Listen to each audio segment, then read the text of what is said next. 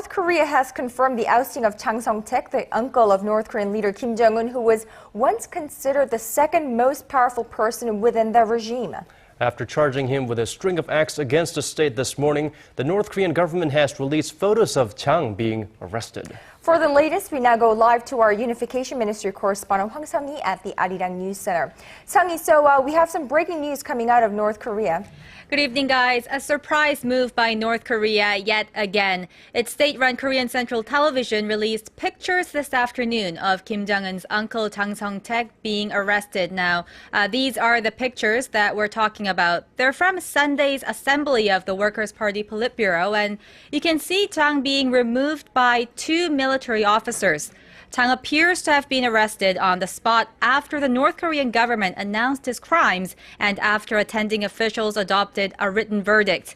We must note that this is the first time since 1970 that Pyongyang has released pictures of a high-ranking official being arrested.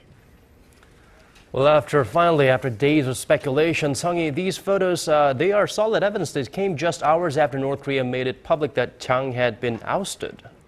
That's right, Daniel. The North state-run Korean Central News Agency confirmed this morning that Jang had been removed from all posts. It accused Jang of trying to form a faction within the party by increasing his power and building his own base. Jang was charged with a string of anti-state crimes such as corruption, gambling, and taking drugs. Speculation about Jang's ousting was first raised last week by South Korea's National Intelligence Service. As the uncle of North Korea's young and inexperienced leader, Jang essentially served as Kim Jong-un's guardian, being known as the power behind the throne and holding multiple high-ranking positions. All right, Sang-hee, so what is the South Korean government's response and analysis of this piece of news? Well, at a press briefing earlier today, South Korea's Unification Ministry spokesperson Kim Ui-do said the government is keeping a close watch on North Korea. Let's take a look. It's difficult for us to give a detailed outlook right now, but we are closely monitoring North Korea's internal and external movements with every possibility in mind. An official at the ministry said the latest move by North Korea appears to be part of an effort to tighten Kim Jong-un's grip on power. As I mentioned earlier, Jang has been serving as the young leader's mentor for the last 2 years, ever since the death of former North Korean leader Kim Jong-il. The official, however, said nothing has been confirmed about Jang's whereabouts. Well, other than removing or editing out Jang from all the documentaries that's rerun 1,000 times in North Korea, what else can we expect from North Korea from here on, Sang-hee?